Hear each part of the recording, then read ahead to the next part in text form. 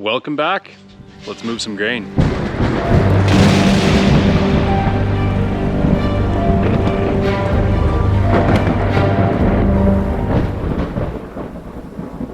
So I got the red Peterbilt here. I just want to make sure all the tires have air, and if they don't, well, I'll put some air in them. And just look things over, inspect a few things, because we only have, I don't know, 2-3 days of hauling of wheat. Not a whole lot, but yeah, inspection time, and then we can get going. We had a gift dropped off by AGI. They took our other conveyor, and they had a buyer that needed one. So they took it, and then all of a sudden, they gave us this. This is the updated version of the backhoe conveyor. It's pretty sweet the way they have it set up. They've got a little light up here in the front, so when you're seeing, or at night, you can see what you're doing. It's kind of a neat option. But what's really neat is they turned this thing into basically a three-wheeler. So they used to have the four wheels on the bottom here that it worked. It was awesome. It turned and it was stable, but it would drive from the back wheels. Now what they have is they've got it so the single wheel in the front drives everything. And it looks pretty stout and simple actually. But yeah, this is brand new, guys, brand new. And we get to break it in. Let's bring it over the bins and use it.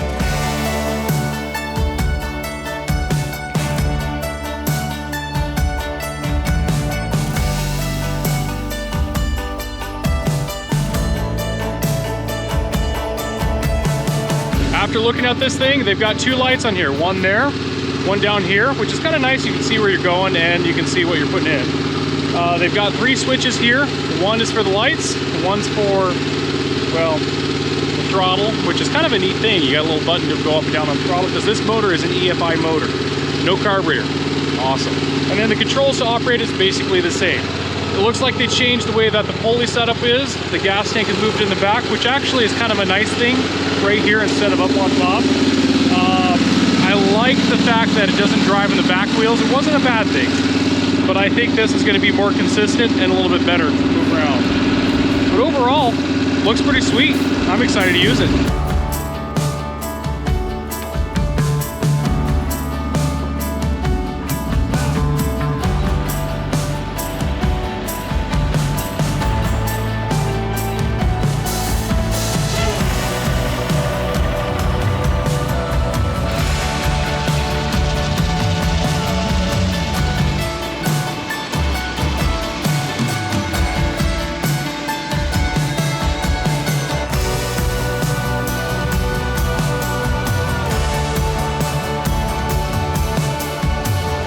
Kobe, ready to get this show on the road?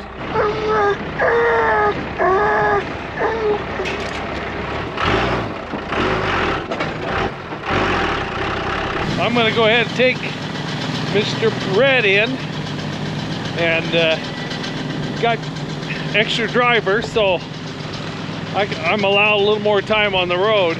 Hey, driver, where are we going? It's trucking time. Brad's on his way, the Wiggly Wagster, he's coming. Get his truck out of the building. The thing is, we got it packed in tight.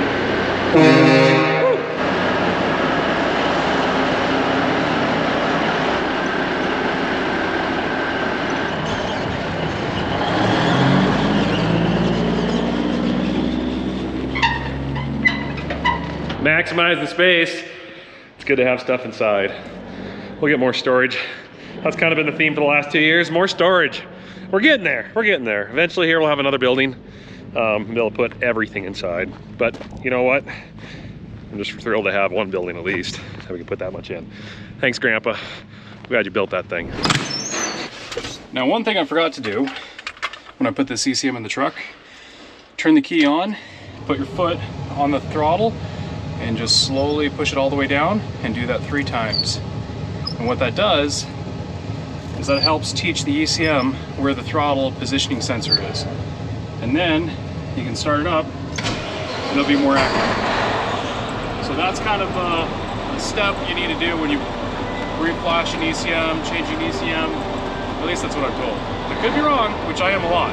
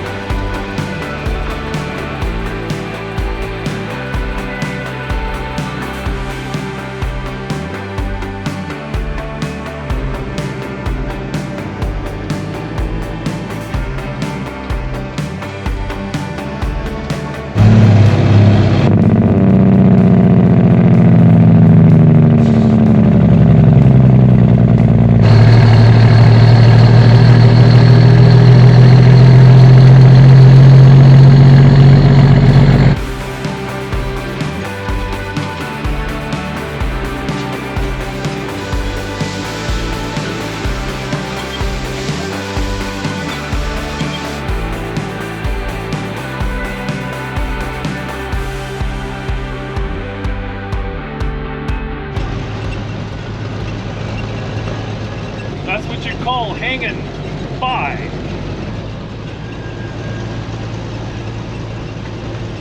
I'm gonna do a little bit of a crop tour today. We're gonna go look at some of the plants we've sown in the ground, see the condition, how they are, see what stages that we're at, and decide whether or not we need to start applicating these with some herbicides, because it's getting to be that season. So I am walking currently right into some spring wheat. Spring wheat's one of our primary crops here we grow. If we're able, we grow winter wheat that you plant in the fall and it goes through the winter and then it grows in the summer and then you harvest it alongside your spring wheat. But spring wheat you plant in the spring and it goes to seed, just like winter wheat does. Just you got to make sure you seed this in the spring and not in the fall, because if you do this in the fall, you're in trouble. And I just found a bolt. Keep that. Anyways, well, if you look at the crop right now, definitely some growth on it. This spring wheat's off to a really great start. We had a good drink about 2 weeks ago. 2 inches of moisture, terrific. Looking here, it's a little dry, but there is some sub moisture that the plant still has access to, so we can hang on a little longer. We're supposed to get a little rain in a couple days. That'd be great. We can definitely use it. But here's what I'm coming here for, is this stuff. This there they call fireweed kochia. It's a type of weed that was brought over here from, I think, China, somewhere in Asia, many decades ago. And I think they had plans for it and it didn't turn out how they thought, and then it took over. Should never been introduced to this country. And it's a thorn in our side. And we got to spray for it, because if we don't, this here will completely overtake this crop. And all you'll see is kochia above the wheat. They'll choke it out, there won't be any crop here. And it's money lost in our pockets. It's unfortunate, unhealthy for the spring wheat. And it produces billions of new seeds of kochia to be even worse the next year. So we got to take care of it now. So that's one plant we got to deal with. Oh.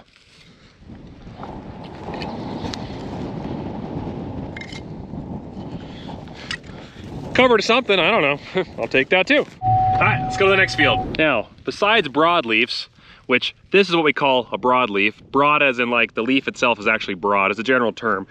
Grasses are like this. This is wheat, like a grass, looks like grass. Like your lawn, we call those grasses. Broadleafs, they're different families of plants and different herbicides react differently to them.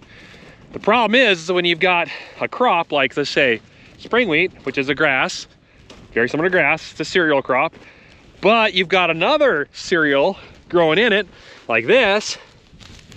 Looks just like spring wheat, right? Just like it. It's not. That's wild oats.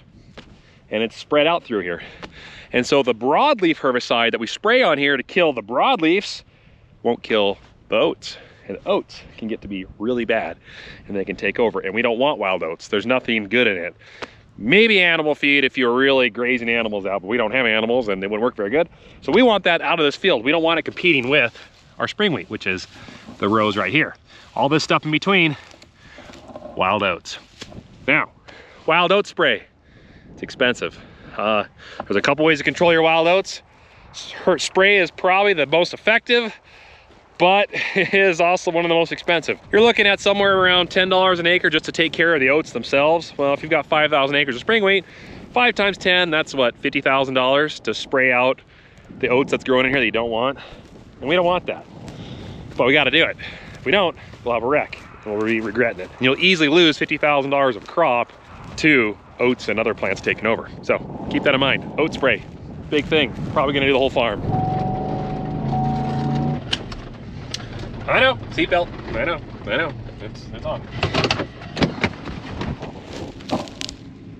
This is canola. First time on the farm ever growing canola. This stuff's really expensive to seed, but it also can be worth a lot if it yields okay. It's pretty young. It was the last crop that we planted. It probably would have been better if we would have had it a little earlier. But this is a broadleaf. As you can see, big leaves, not narrow like grass. So I can't spray some of the herbicides on this that I would on the wheat, because it'll decimate this, because those herbicides would take care of canola just fine. So when it comes time to spray the canola field, I'll have to clean the sprayer out, switch up the herbicides. So because in this, I want to take care of other broadleafs, but not the canola. But fortunately, there's some really smart people out there who've engineered some terrific formulas that won't kill the canola, but that'll take care of the other broadleafs that are growing in there. Cool thing about this though is you got grasses like that right there, this guy. Wild out. I don't want them growing here. But it's really easy to take care of the grasses in the broadleaf crop because there's cheap grass herbicides that can annihilate the grasses without hurting your broadleafs. Got to keep in mind on what you're doing. If you spray the wrong thing in the wrong place, it's an expensive wreck. And you don't want to be a laughing stock of the community. That doesn't happen actually. But pretty cool. It's still really young. We probably will be spraying this for another week and a half, 2 weeks. It all depends on how conditions are. I'm a little nervous with how late it got planted and with how dry our spring's been. We did have a decent rain a couple weeks ago, but I'm a little nervous about that. So we'll see how it goes. That time I did it first. Overall, I would say our canola stand is good. Now, when I say stand, that's the term for how thick, how consistent the crop is. If all the seeds that we planted come up, then that's a great stand. That means a good stand. Statistically, you're not gonna get everything to come up at the same time. Some are gonna hit rocks when they come up, some are gonna be too deep and just won't have enough energy to push through the surface. The surface might crust because you get a nice heavy rain that packs the surface down, and then the seed tries to grow, or the germ, the sprout tries to grow and hits the crust and then stops and doesn't make it out of the soil. So that's what we call a stand. A good stand is like a nice healthy lawn like that right there. That's a good spring wheat stand. Most of the crop came out of the ground. The canola, I'm not as familiar with it, but I would say it is a good stand. It's not terrific. I think there's some areas that did crust. They're little teeny seeds. They don't have a lot of energy to push through the surface. Like peas, they can push through about concrete because a pea is huge and it's just got a lot of force when it tries to push through the surface, and it can punch through all kinds of crust. So that's one thing we really like about peas is they're pretty tough. Usually we have a pretty good pea stand. Speaking of peas, I'm in a pea field right now. This is yellow peas. These are Montex, and right off the bat, I can tell we've got some pea weevil issues. These bottom leaves have been chewed on. I don't really want to spray any pesticides on here. We'll have to take a closer look and see how bad it is. Usually the plant does okay, but I don't like to see that. Anyways, the pea stand looks great. It came up really well. It is flush with peas, lots of peas. I've already sprayed the grass herbicide on here. We already put the pre-emergent down for the broadleafs. You can do that with peas. So that way any broadleafs that aren't peas that try to grow in this field will hit that layer of herbicide that we put down and die. And then the peas will grow on through, except for this guy. That's a sickly pea plant. Man, these things have really been chewed on. I don't like that. Okay, anyways, with that said, the grasses are pretty much taken care of in here. The grass herbicide did a great job, and it's looking good. The pea crop so far is looking really good. Now, I was near the edge of the field. That's typically where the pests come in, is the edges first. So as you go more towards the center, there's a lot less evidence of weevils here. And it's already a little late to be spraying them. I've heard that by now they've already actually laid the eggs, and the larva is gonna be already going down to the soil, so you're not gonna be taking care of them. You gotta hit them early. So we'll just see what happens. I don't think it'll be too detrimental to the yield of this crop. But so far so good. Pea crop 2021, off to a pretty good start. Now, looking at the root structure, I do see some noduling happening. That is good. We put inoculant on pea seed and it helps create a foundation for these microorganisms to grow.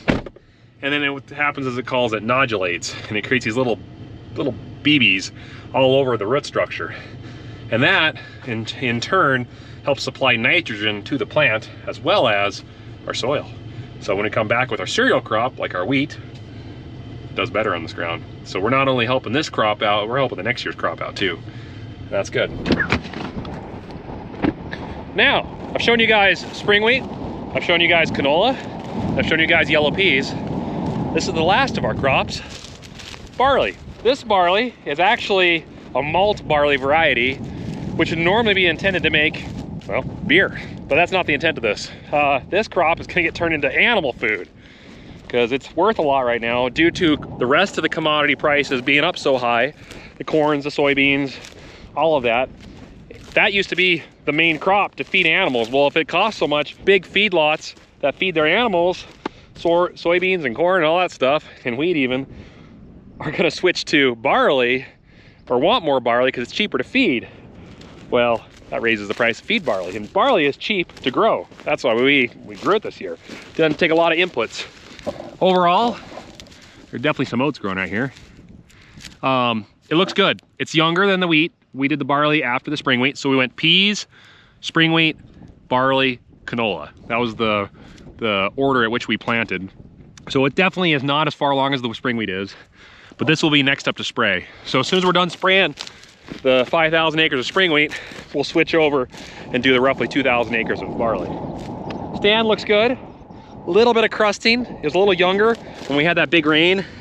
There's some that's coming through. It's still a little late, but I mean, the surface of this ground, it got kind of hard, and it did stunt some of it. So it's not going to be as good of a stand as we like to see, but I think it'll fill in. I've heard barley does a tremendous job at overcoming its circumstances, so it can yield, you know, 20-30% more than spring wheat can across the board with the amount of inputs that are in it. So we'll see. It's exciting, but so far so good. Barley, good to go. Now, as many of you know, Big Brood is out of commission. You've been seeing me doing some work to the Apache here. This is a great crop spraying machine. Really narrow pizza cutter wheels. That's great because that means a lot less crop compaction. Drive over crop, that's good. Just don't get it in mud because this thing sinks really bad in mud. But the Apache is a good machine, good to run. Not a very big tank, just under 1,000 gallons. You know, 100-foot boom, that's pretty standard. It's a good machine though. We've been happy with it. It's done a lot of acres on our farm, and you know, we keep kind of fixing it up along. It'll be a great machine for the future.